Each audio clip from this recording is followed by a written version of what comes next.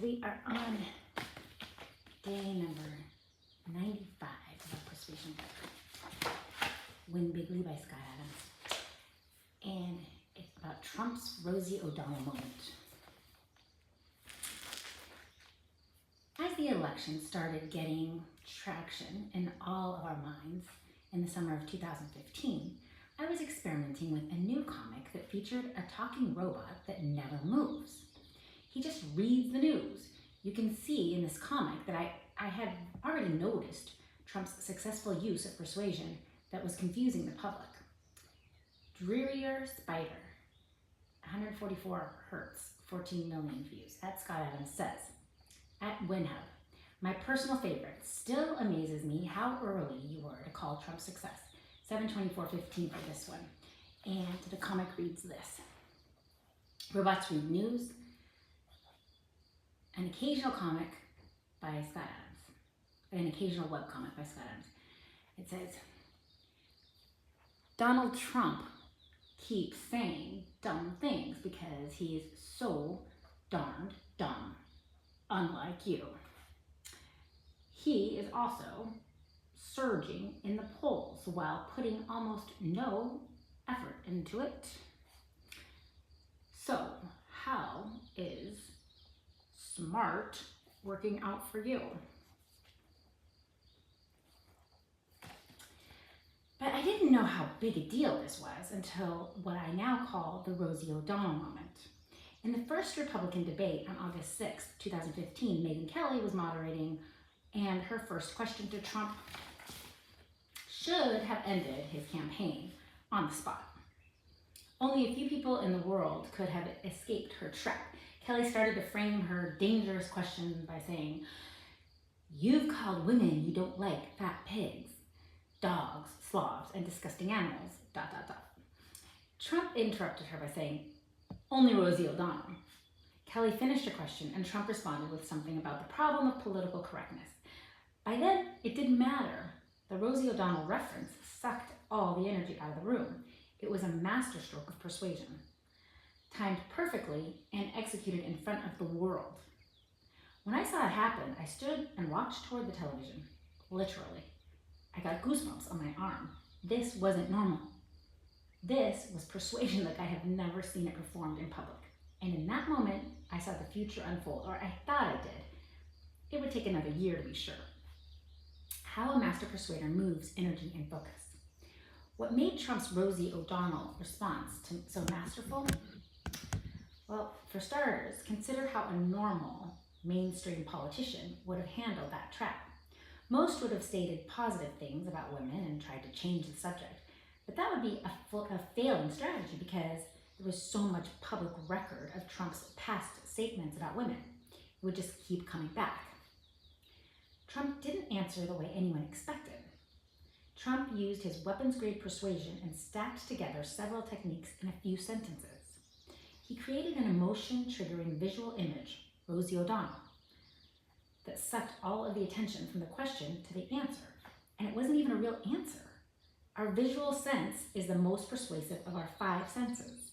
So using a real person that we can recognize and can imagine is a great technique. He also picked a personality who was sure to trigger the emotions of his base. Republicans generally don't like Rosie O'Donnell because of her outspoken liberal views. Trump knew this, that his Republican base was has a strong negative reaction to Rosie O'Donnell, so he bonded with them on that point. This is the persuasion method known as pacing and leading. First, you match your audience's emotional condition to gain trust, and later you are in a position to lead them. Trump also used the high ground maneuver by taking the question out of the weeds of what he said in the past and end up to the concept of how much it hurts the world to be bound up by such silly political correctness. I'll tell you more about the high ground maneuver in its own chapter. Trump guaranteed that all media attention would be on him because the Rosie O'Donnell quote is simply too interesting and funny to ignore. He sucked all the attention away from his 16 competitors, rendering them uninteresting by comparison. That never changed. None of this looked like luck to me. It was pitch perfect technique, and it leveraged most of his persuasion talent stack, either directly or indirectly. Trump's response to Kelly was funny, strategic, smart, memorable, visually persuasive, thick-skinned, he didn't seem bothered, provocative, and perfectly on brand. He converted Kelly's attack into pure energy and then moved that energy where it suited him best. Normal people can't do that. They wouldn't even know how to start. When I saw it live, I realized it wasn't business as usual. This was something special. Inspired by what I saw at the debate, I wrote a blog post that became one of the most viral things I have written. The post was titled Clown Genius. It was my first step in reframing Trump as a master persuader, but I couldn't directly jump into my main point. First, I had to pace my readers by agreeing with their way of thinking about candidate Trump. Once I established that trust and credibility, I started to lead them to a new way of viewing Trump's capabilities. So this was posted August 13th, 2015. Like many of you, I have been entertained by the unstoppable clown car that is Donald Trump. On the surface, and several layers deep as well, Trump appears to be a narcissistic blowhard with inadequate credentials to lead our country. The only problem with my analysis is that there is an eerie consistency to his success. So far, there is a method to it.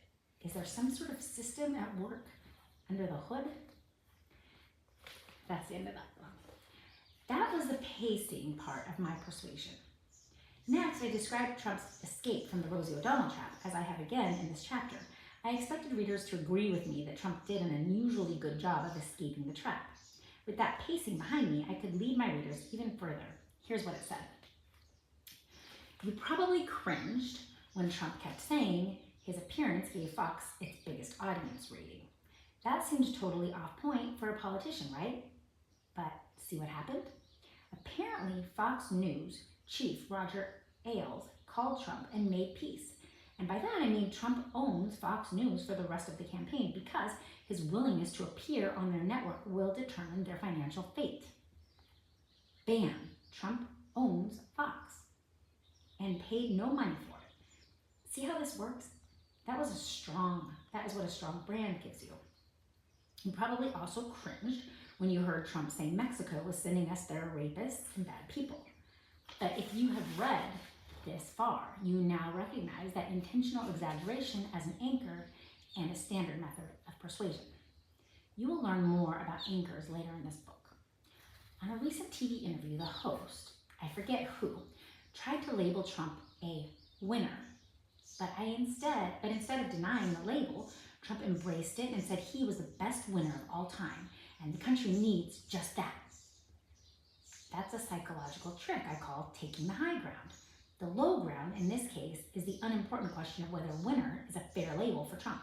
But Trump cleverly took the high ground, embraced the label, and used it to set an anchor in your mind that he is the loudest voice for change. That's some clown genius for you. Persuasion isn't the most predictive variable in every situation. Life is generally messy and complicated, with lots of powerful influences at play. But a presidential debate is not that messy and not that complicated. It is an artificial situation created for the purpose of limiting the number of variables.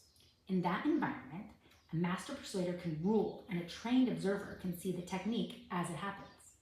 That's what made the Rosie O'Donnell moment so compelling to me.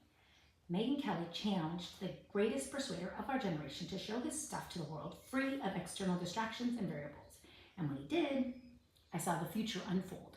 All right, that's the end of this section. Next, we will read about the persuasion stack. See you tomorrow. It's on page 99 tomorrow. Like, subscribe, comment. If you haven't gone back, go back to the intro, day 1, day 2, all the way through, and we'll see you next time.